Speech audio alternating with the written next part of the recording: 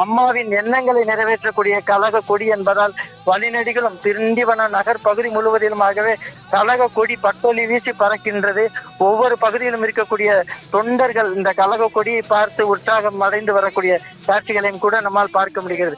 வழிநெடுகிலும் பட்டாசு வெடித்தும் சால்வை கொடுத்தும் ஒவ்வொருவரும் தங்களுக்கான தலைவர், எங்களுக்கான முதலமைச்சர், அதாவது மக்களுக்கான முதலமைச்சர் எங்கள் பகுதிக்கு வந்திருக்கிறார் என்ற அடிப்படையில் தான் ஒவ்வொருவருடைய வரவேற்பையும் நம்மால் பார்க்க முடிகிறது. தற்பொழுது அந்த திண்டிவனம் பகுதியில் இருக்கக்கூடிய மஸ்ஜிதே ரஹ்மானியா பள்ளிவாசல் பகுதியில் நடைபெறக்கூடிய இஃப்தார் நிகழ்ச்சிக்கு அந்த இஸ்லாமிய பெருமக்களுக்கான இஃப்தார் நிகழ்ச்சியில் இஃப்தார் விருந்து வழங்கும் நிகழ்ச்சிக்காக அந்த பகுதிக்கு புரட்சி தலைவர் சின்னம்மா அவர்கள் வந்தடைந்திருக்கிறார். அந்த பகுதியில் இருக்கக்கூடிய அந்த மஸ்ஜிதே ரஹ்மானியா பள்ளிவாசலுடைய நிர்வாகிகள் கழக பொதுச் செயலாளர் புரட்சி தலைவர் சின்னம்மா அவர்களுக்கு உற்சாகமான வரவேற்பு அளிக்கக்கூடிய அந்த காட்சிகளையும் கூட நம்மால் பார்க்க முடிகிறது. தொடர்ந்து அந்த பகுதியில் இருக்கக்கூடிய அந்த பள்ளிவாசல் முன்பாக கழக பொதுச் செயலாளர் புரட்சி தலைவர் சின்னம்மா அவர்களுடைய வாகனம் வந்தடைந்திருக்கக்கூடிய நிலையில் கூட ஏராளமான அந்த பள்ளிவாசலுடைய நிர்வாகிகள் புரட்சி தலைவர் சின்னம்மா அவர்களுக்கு உற்சாகமான வரவேற்பு அளிக்கிறார்கள். அதே போன்று அந்த பகுதியில் கூடியிருக்கக்கூடிய ஏராளமான அஇஅதிமுக இஸ்லாமிய பெருமக்களின் பாதுகாவலராக நம் புரட்சித்தாய் சின்னம்மா அவர்கள் இன்று இஃப்தார் நோன்பு திறப்பு விழாவில் பங்கேற்பதற்காக விழுப்புரம் மாவட்டம் திண்டிவனம் பகுதிக்கு வருகை புரிந்திருக்கிறார்.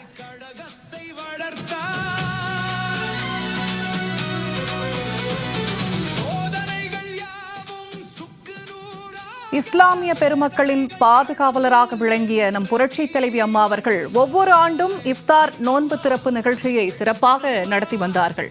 அதேபோன்று இந்த ஆண்டும் இஸ்லாமிய பெருமக்களை கௌரவிக்கும் வகையில் கழக பொதுச் செயலாளர் புரட்சித்தாய் சின்னம்மா அவர்கள் விழுப்புரம் மாவட்டம் திண்டிவனத்தில் அமைந்திருக்கும் மஸ்ஜிதே ரஹ்மானியா பள்ளிவாசலுக்கு தற்போது இஃப்தார் விருந்தளிப்பதற்காக வருகை புரிந்திருக்கிறார். நேரலை காட்சிகளை பார்த்து வருகிறோம்.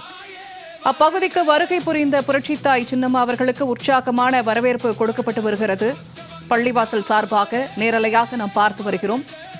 முன்னதாக பகுதிக்கு வருகை புரிந்த புரட்சித்தாய் சின்னம்மா அவர்களுக்கு புதிதாக அவர் அறிமுகப்படுத்திய கழக கொடியை ஏந்தி தொண்டர்களும் பொதுமக்களும் இளம் பெண்களும் உற்சாகமாக வரவேற்பு கொடுத்தார்கள். அந்த காட்சிகளையும் நாம் பார்த்தோம்.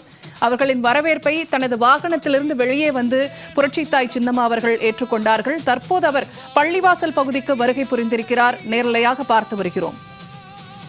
இந்த புனித நிகழ்வில் இஸ்லாமிய பெருமக்களும் புரட்சி தலைவரின் ரத்தத்தின் ரத்தங்களான அன்பு உடன்பிறப்புகளும் புரட்சி தலைவி அம்மாவின் வழியில் பயணிக்கும் கழக தொண்டர்களும் கழக நிர்வாகிகளும் இளம் சமுதாயத்தினர் மற்றும் பொதுமக்களும் சாதி மத பேதமின்றி அனைவரும் கலந்து கொண்டிருக்கிறார்கள்.